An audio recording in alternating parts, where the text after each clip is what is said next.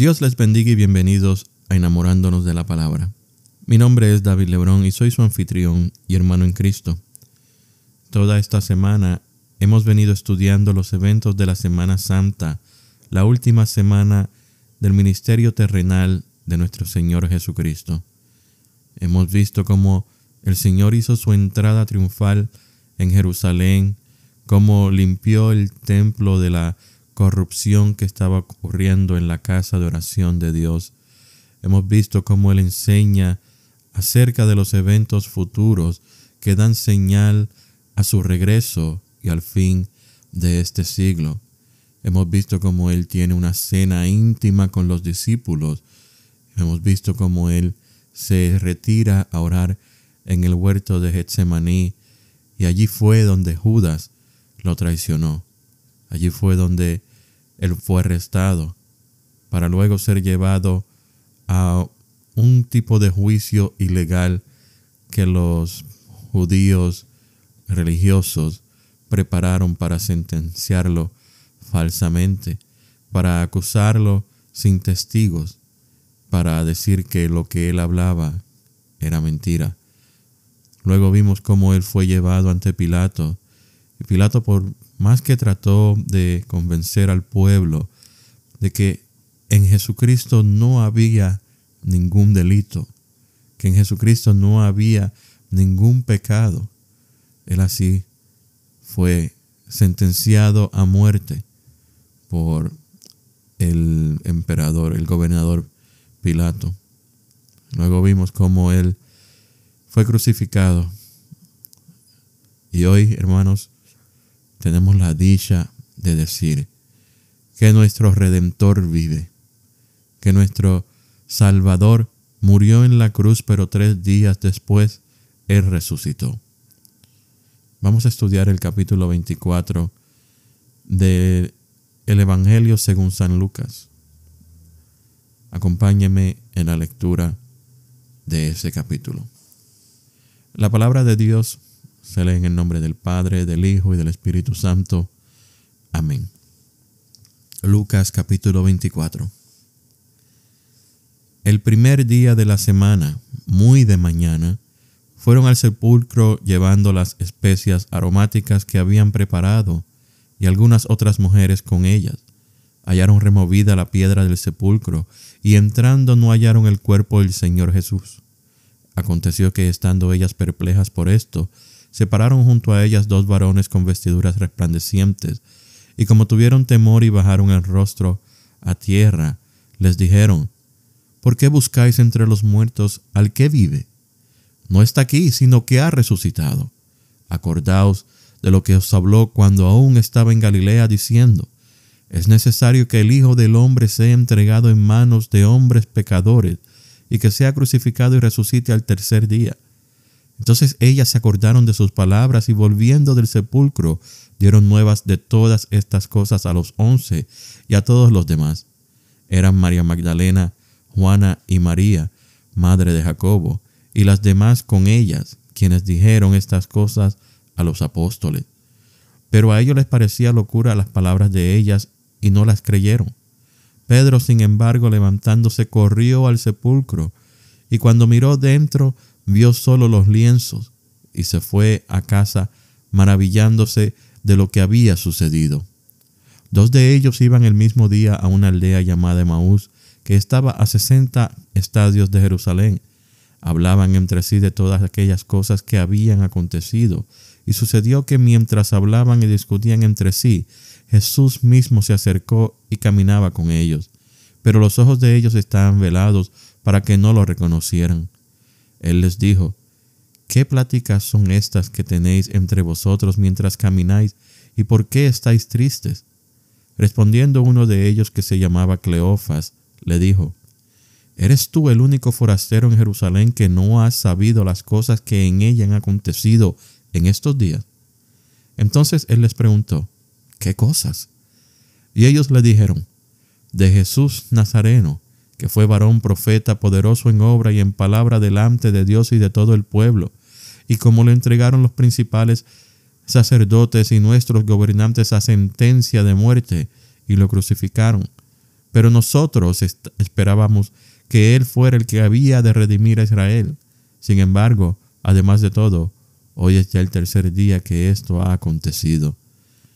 Aunque también nos han asombrado unas mujeres de entre nosotros, las cuales antes del día fueron al sepulcro.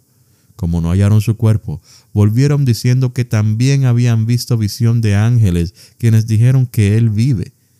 Y fueron algunos de los nuestros al sepulcro, y hallaron así como las mujeres habían dicho, pero a Él no lo vieron. Entonces Él les dijo: insensatos y tardos de corazón para creer todo lo que los profetas han dicho. ¿No era necesario que el Cristo padeciera estas cosas y que entrara en su gloria? Y comenzando desde Moisés y siguiendo por todos los profetas, les declaraba en todas las escrituras lo que de él decían. Llegaron a la aldea a donde iban, y él hizo como que iba más lejos, pero ellos lo obligaron a quedarse diciendo: quédate con nosotros porque se hace tarde y el día ya ha declinado. Entró pues a quedarse con ellos. Aconteció que, estando sentado con ellos a la mesa, tomó el pan, lo bendijo, lo partió y les dio. Entonces les fueron abiertos los ojos y los reconocieron, pero él desapareció de su vista. Y se decían el uno al otro: ¿no ardía nuestro corazón en nosotros mientras nos hablaba en el camino y cuando nos abría las escrituras? Levantándose en esa misma hora, volvieron a Jerusalén y hallaron a los 11 reunidos y a los que estaban con ellos, que decían: ha resucitado el Señor verdaderamente y ha aparecido a Simón. Entonces ellos contaron las cosas que les habían acontecido en el camino y cómo los habían reconocido al partir el pan. Mientras aún hablaban de estas cosas, Jesús se puso en medio de ellos y les dijo: paz a vosotros. Entonces, espantados y atemorizados, pensaban que veían un espíritu, pero él les dijo: ¿por qué estáis turbados y vienen a vuestro corazón estos pensamientos? Mirad mis manos y mis pies, que yo mismo soy. Palpad y ved, porque un espíritu no tiene carne ni huesos, como veis que yo tengo. Y diciendo esto, les mostró las manos y los pies. Pero como todavía ellos de gozo no lo creían y estaban maravillados, les dijo: ¿tenéis aquí algo de comer? Entonces le dieron un trozo de pescado asado y un panal de miel. Él lo tomó y comió delante de ellos. Luego les dijo: estas son las palabras que os hablé estando aún con vosotros, que era necesario que se cumpliera todo lo que está escrito de mí en la ley de Moisés, en los profetas y en los salmos. Entonces les abrió el entendimiento para que comprendieran las escrituras y les dijo: así está escrito.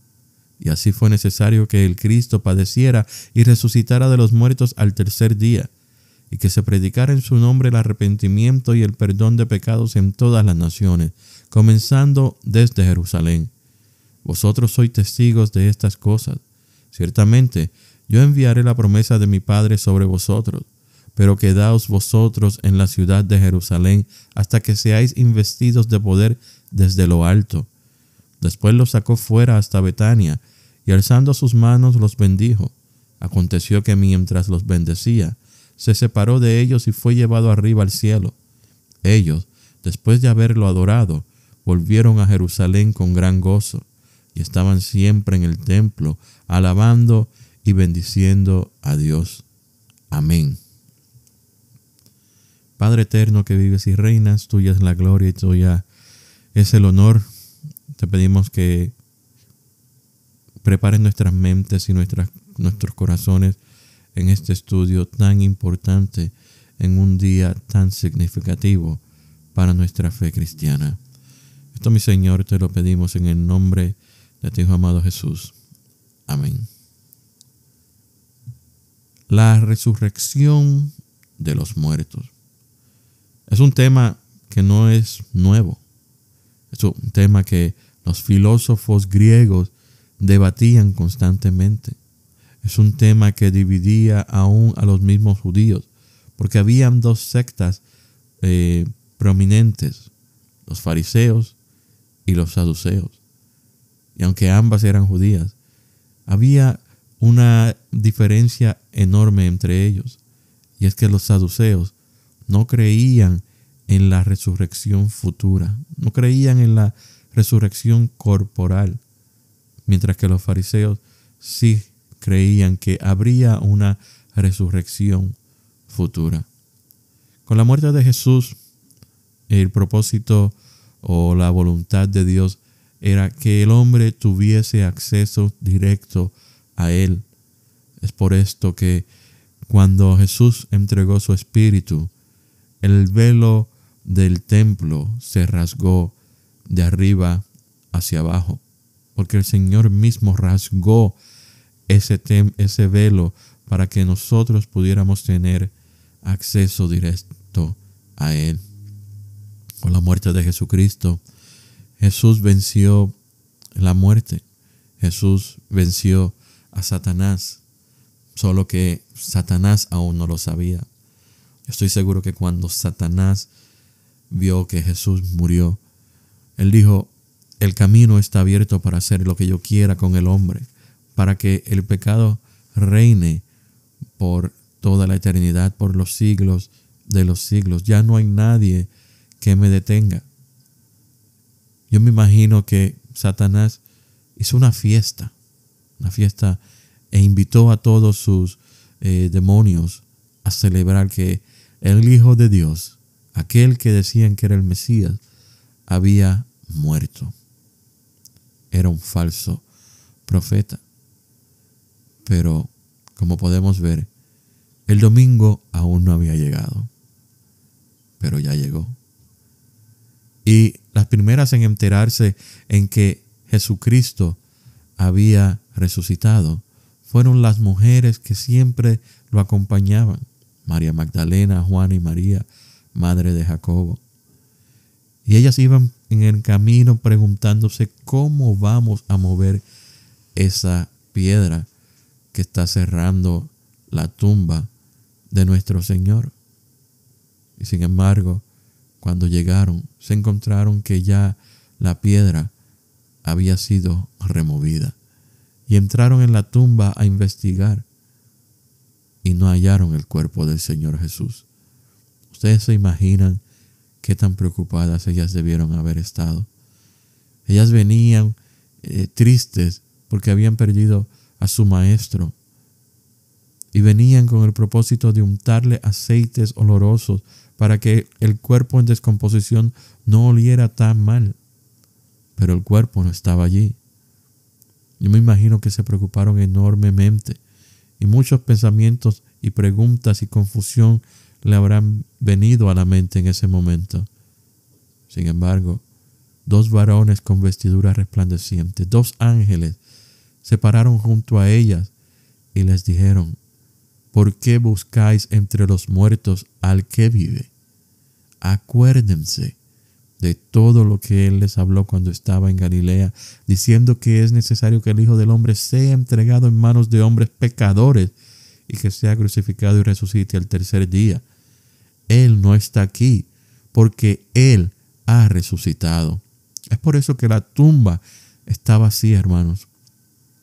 Es muy importante que nosotros mantengamos nuestra fe en esa verdad, en que Jesús murió en la cruz del Calvario por el perdón de nuestros pecados. Y mientras los fariseos se daban golpes en el pecho de alegría de que habían salido de su enemigo, mientras el diablo se hacía una fiesta en celebración de que ya él era el triunfador, cuando la tumba estaba vacía, se acabó la fiesta. Se acabó. Porque eso significaba que él había sido derrotado, que la muerte no pudo detenerlo, que tal como los profetas dijeron, su cuerpo no vio corrupción, no se descompuso. Hermanos, las mujeres dieron testimonio de lo que ellas habían visto, una tumba vacía. Ellas dieron testimonio del mensaje de los ángeles, el recordatorio de que Él iba a resucitar al tercer día. Pero dice el versículo 11 que ellas dijeron estas palabras y a los apóstoles les parecían locuras y no las creyeron. Es así la condición del hombre hoy día. Nosotros predicamos la palabra fielmente. Les decimos al mundo que se arrepientan, que va a haber un juicio final. Y si no se han reconciliado con el Señor por medio de Jesucristo, ellos van a sufrir una condena eterna. Van a recibir la segunda muerte. Porque hubo un evento histórico que fue la muerte y resurrección de Jesús. Son eventos los cuales no se pueden negar.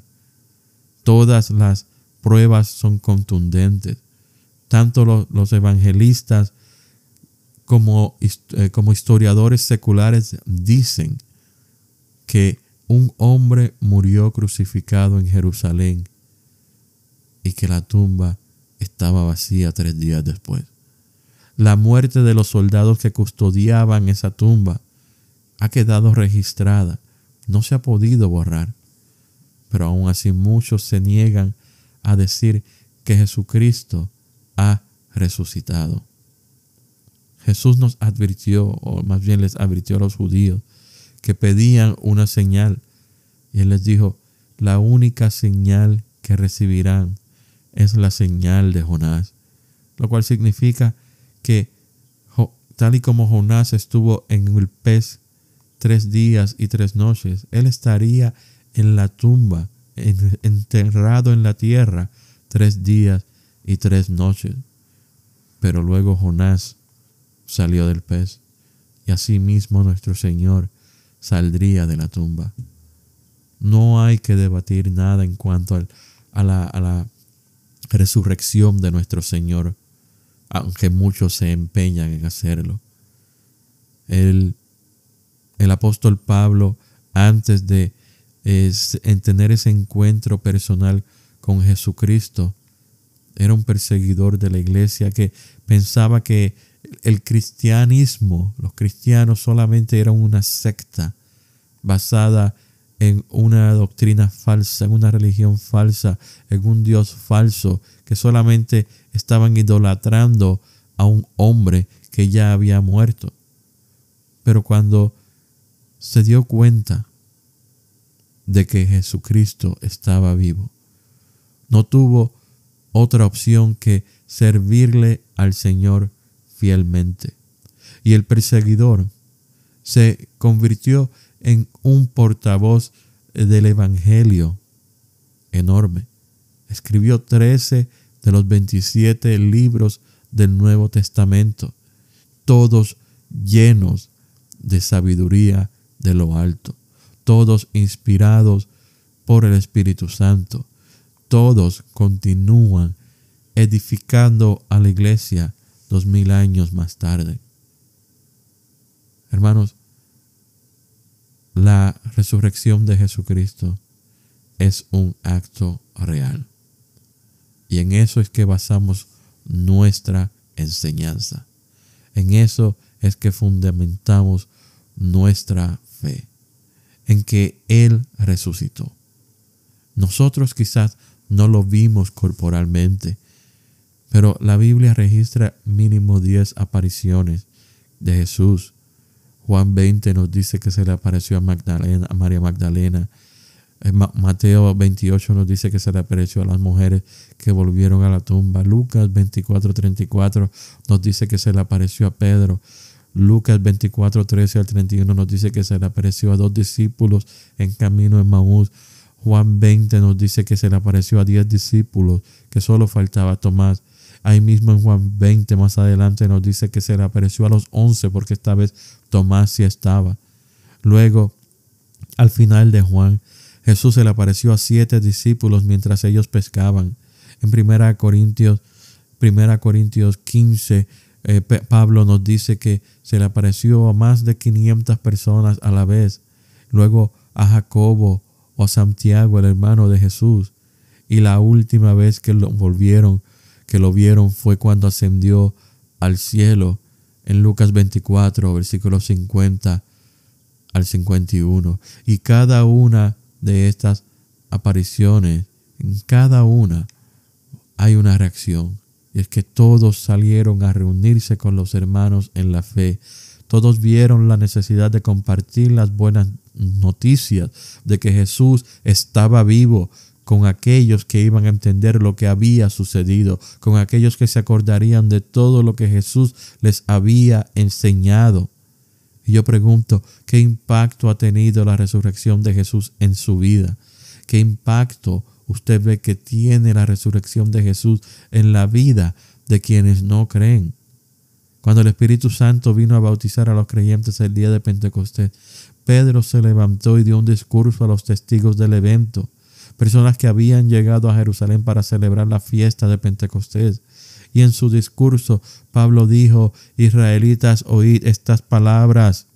Jesús Nazareno, varón aprobado por Dios entre vosotros, con las maravillas, prodigios y señales que Dios hizo entre vosotros por medio de él, como vosotros mismos sabéis. A este, entregado por el determinado consejo y anticipado conocimiento de Dios, prendisteis y matasteis por manos de inicuos, crucificándolo. Y Dios lo levantó, sueltos los dolores de la muerte, por cuanto era imposible que fuera retenido por ella. Sepa, pues, toda la casa de Israel, que a este Jesús, a quien vosotros crucificasteis, Dios lo ha hecho Señor y Cristo.